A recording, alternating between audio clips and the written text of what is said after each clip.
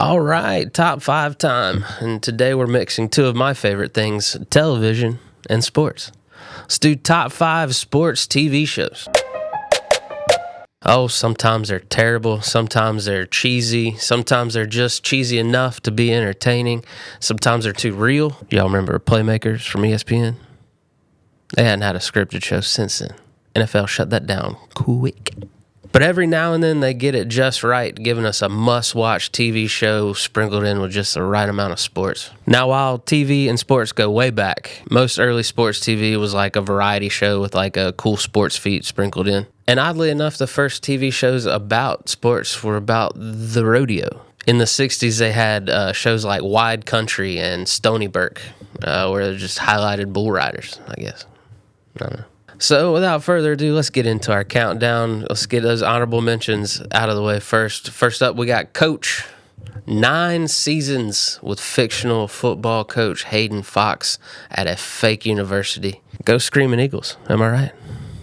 And also in the honorable mention category, we got Friday Night Lights. Now, before you come at me saying this is your favorite sports TV show, calm down. I just prefer the movie. You know what I mean? You can't give me Tim McGraw and Billy Bob Thornton and then take them away from me and expect me to still like it. I just never caught on with the TV show, but kudos for 5 seasons. That's awesome. At number 5, we got Shoresy. You mean Letterkenny with a hockey background? Yeah. The only thing that kept the show from being higher in the countdown is they didn't have Riley and Jonesy on the hockey team with them, because their trash talking was just next level. Not their trash talking, the trash talking that Shoresy would give to them. Classic. Follows the Sudbury Bulldogs from the No-Show League, Northern Ontario Senior Hockey Organization. I had the honor of playing beer league roller hockey, and man, they had some characters, so this show checks out 100%. At number 4, we got Eastbound and Down.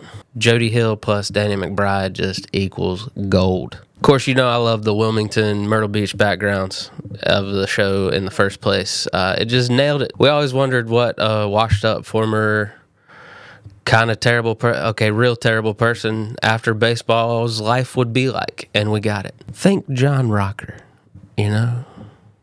Throw in Will Ferrell cosplaying as Ric Flair, and what more can you ask for? At number 3, it is Blue Mountain State. Good old Spike TV banger. I miss that. I miss Spike TV. I never thought I'd say that, but I do. Series follows backup quarterback Alex Moran as he's just cruising through college life, enjoying being the backup. It's really all the perks with zero responsibility. You just show up to practice, throw the ball a little bit, and then you sit on the bench. But then he is reluctantly thrust into the number 1 spot when the quarterback gets hurt. He don't want to be there, but everyone loves him except the coach. The coach cannot stand him, and that adds such a truly hilarious dynamic. But he's got his mascot best friend and also the captain of the team, linebacker Thad Castle. I think you know him now as Jack Reacher, but this is the role he was meant to play. Thad Castle, Blue Mountain State.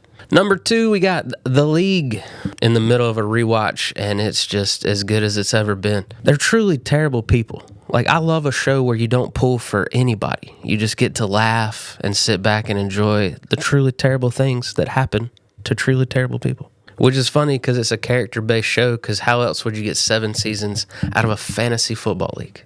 Number 1, the cream of the crop as far as I'm concerned, as far as sports TV shows go, it's Ted Lasso. I don't think any show on this list made me tear up as much as Ted Lasso. I had the privilege of having a couple of Lasso-esque coaches over the years, and it truly makes a big difference. You know, I definitely enjoyed those years way more than the stereotypical shit coach. It started off as a show about a coach that was just such a good person, he was able to bring a team together in a sport he didn't know anything about.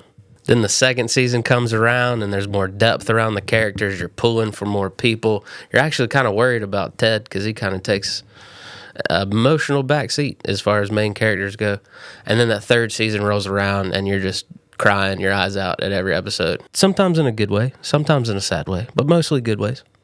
And that is our top 5 sports TV shows. Let me know in the comments what your favorite TV show about sports was. Let me know what top 5 you'd like to do next.